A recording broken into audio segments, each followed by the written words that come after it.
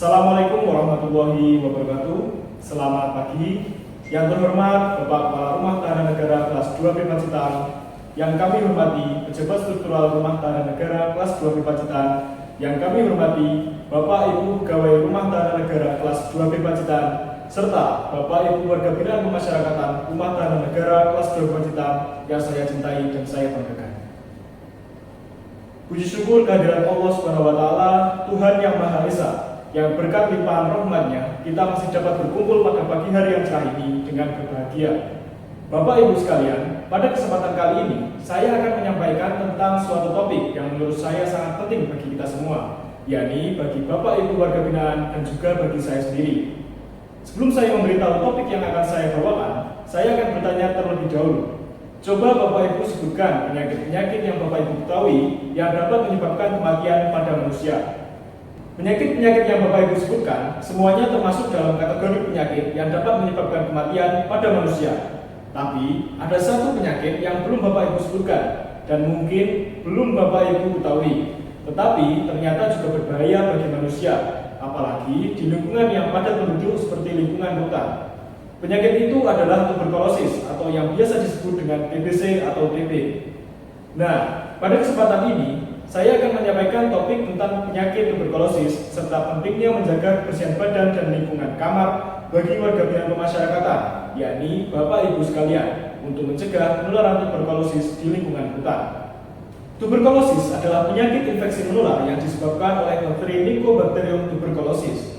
Penyakit ini seringkali menyerang paru-paru, tetapi dalam beberapa kasus juga dapat menyerang organ lain seperti tulang, kelenjar getah bening, otak, atau ginjal. Penyakit TB menular melalui partikel kecil atau droplet yang mengandung bakteri Mycobacterium tuberculosis yang menyebar melalui udara ketika seseorang dengan TB aktif batuk, bersin, berbicara, atau melakukan kegiatan lain yang dapat mengeluarkan partikel kecil melalui mulut. Penyakit tuberkulosis sendiri terdiri dari dua jenis, yakni tuberkulosis aktif dan tuberkulosis laten. Tuberkulosis aktif adalah kondisi di mana seseorang terinfeksi bakteri TB hingga muncul gejala dan dapat menularkan kepada orang lain. Sedangkan tuberkulosis laten adalah kondisi di mana seseorang terinfeksi bakteri TB tetapi tidak muncul gejala dan tidak dapat menularkan kepada orang lain. Seseorang yang mengidap TB aktif akan memiliki gejala berupa batuk lebih dari 2 minggu, batuk berdarah atau berdahak, demam lama terutama ketika waktu sore dan malam hari, keringat malam berlebihan tanpa aktivitas, berat badan dan nafsu makan turun, serta lemah dan cepat lelah.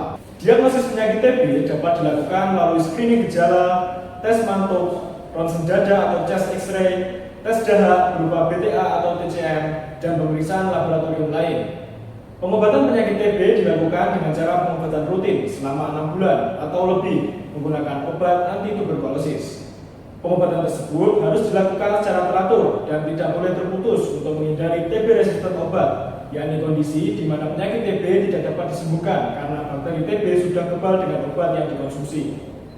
Nah, dari penjelasan tadi, Bapak Ibu sudah ada gambaran bukan betapa berbahayanya penyakit ini bagi manusia. Menurut data dari World Health Organization pada Global Report TB tahun 2022, ternyata Indonesia merupakan negara peringkat kedua di dunia setelah India dengan jumlah kasus tuberkulosis terbanyak. Dengan tingkat resiko dan berbahayanya penyakit ini, serta adanya data yang menunjukkan tingginya kasus TB di Indonesia pada umumnya, tentu penyakit ini harus kita waspadai bersama. Apalagi, penyakit ini termasuk dalam kategori penyakit menular, dengan tingkat penularan tinggi karena dapat menyebar melalui udara. Menurut laman Rumah Sakit Pondok Indah, penyakit TB dapat menular dengan cepat pada manusia dengan kesehatan atau imun tubuh rendah dan lingkungan yang tidak sehat. Oleh karena itu, penting bagi kita semua untuk senantiasa menjaga kesehatan dan imun tubuh agar selalu prima dan menjaga kebersihan lingkungan agar tercipta lingkungan yang sehat. Apalagi di lingkungan hutan yang padat, di mana setiap hari Bapak Ibu saling berinteraksi dengan teman-teman sekitar, risiko penularan dari penyakit TB ini sangat tinggi. Pada tahun 2022, Direktorat Jenderal Pemasyarakatan sendiri pernah melaksanakan screening gejala dan pemeriksaan chest X-ray kepada 47.185 orang di 64 rutan, lapas, dan LPKA pada 6 kantor wilayah Kementerian Hukum dan Hak Asasi Manusia dengan hasil 9.810 warga binaan atau 21% diduga positif tuberkulosis dan 936 warga binaan atau 2% positif tuberkulosis. Hasil ini menunjukkan bahwa tuberkulosis ini merupakan ancaman nyata bagi kita semua, khususnya bagi Bapak Ibu warga binaan yang saat ini sedang menjalani masa pidana di rutan.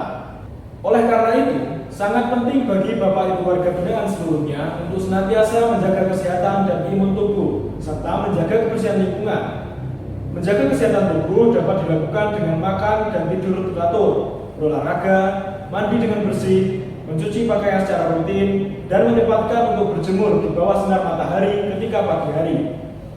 Sedangkan untuk menjaga kebersihan lingkungan, Bapak Ibu dapat secara mandiri membersihkan lingkungan kamar, baik tempat tidur, lemari pakaian, kamar mandi, serta membersihkan lingkungan blok secara bersama-sama. Dengan tingkat risiko dan bahaya dari penyakit tuberkulosis yang termasuk dalam kategori tinggi, kita semua harus memiliki kesadaran dan kemauan untuk saling menjaga agar jangan sampai Bapak Ibu warga binaan yang ada di rutan Pacitan ada yang terkena penyakit TB, apalagi sampai pada kategori TB aktif.